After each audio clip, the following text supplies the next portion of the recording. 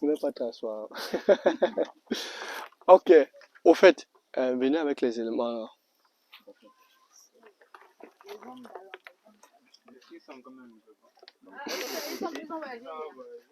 Ici aussi. Ils te gardent dans l'ancien système. C'est comme chez nous, on dit que tout était bien qu'au temps d'Aïdjo.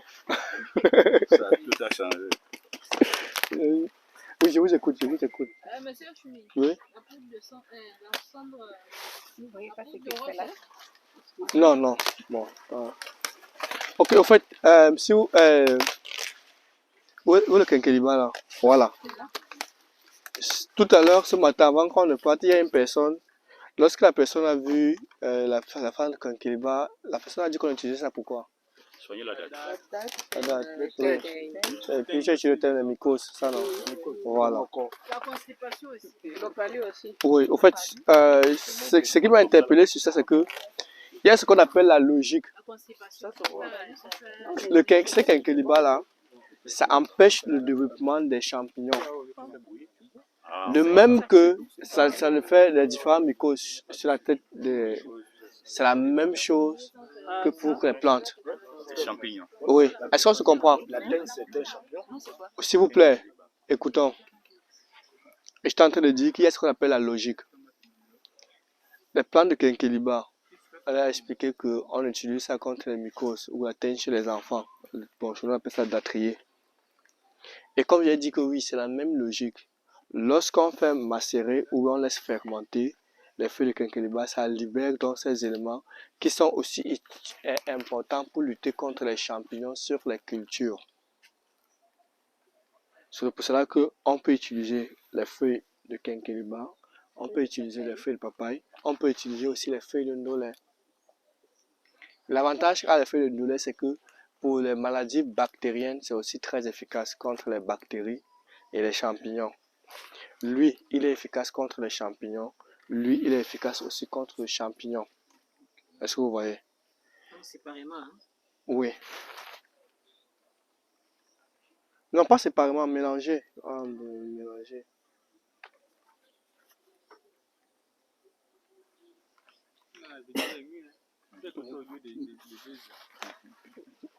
Ok. Ce qui fait dans là, c'est que lorsque je viens, là, ici, si je vais faire ma solution de biopesticides, plus j'ai des éléments, mieux c'est. Feuilles de papaye, feuilles de quinquilibre, feuilles de ndolé, feuilles de Nîmes. S'il vous plaît, ici, lorsque je fais mon biopesticide, n'utilisez pas les éléments biofertilisants. Parce que l'objectif, c'est de pouvoir lutter contre les pestes.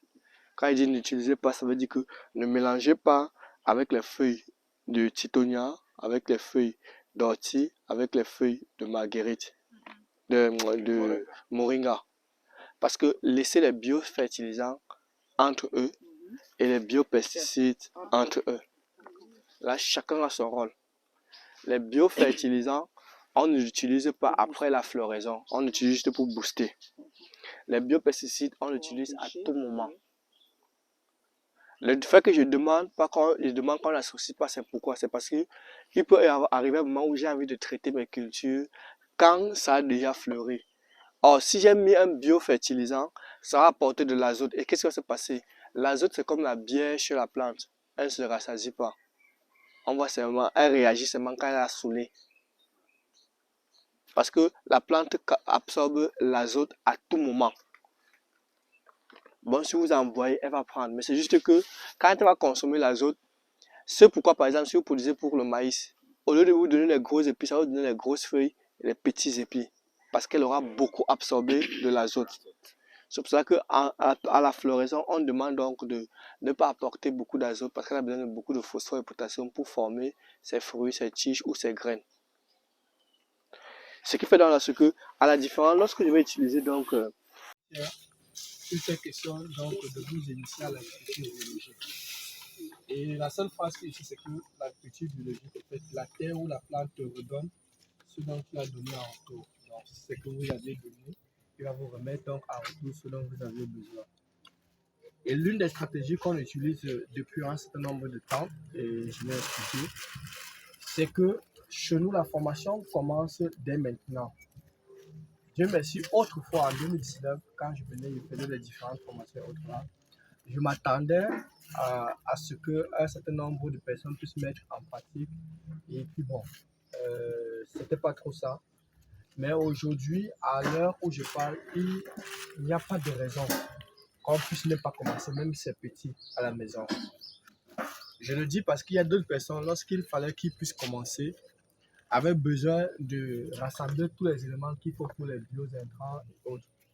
Parfois, d'autres avaient la volonté, mais il leur manquait du temps pour pouvoir faire un certain nombre de choses.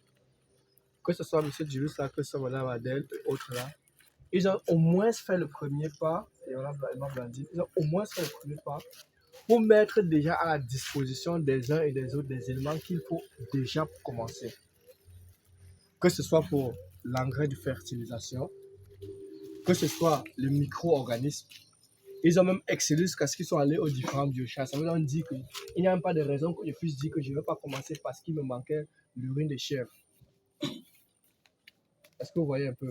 Raison pour laquelle on peut déjà commencer là-bas.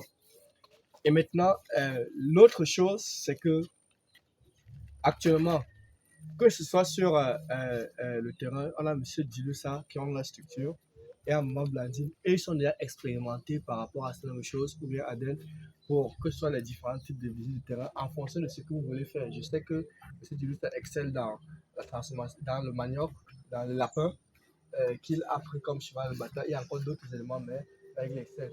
Que ce soit Maman Blandine et autres, la Maman Blandine, elle a dit, elle a pris son couleur des légumes. Transformation, tout ce qui est production de légumes bio, elle a dit, je prends ce couleur.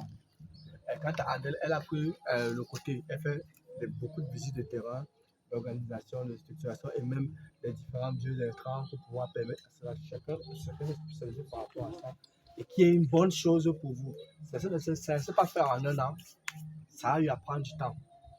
J'ai d'abord rencontré Maman Blandine, un an après je l'ai rencontré et ils ne se connaissaient pas. Mais ils ont juste prouvé par leur travail et la mise en pratique de ce qu'on est en train de faire et l'amour de toujours apprendre. Parce qu'ils peuvent vous dire, on s'est rencontrés, même maintenant, on a toujours cet amour d'apprendre pour pouvoir améliorer. Pourquoi? Parce que chacun de nous nous avons nos différentes capacités.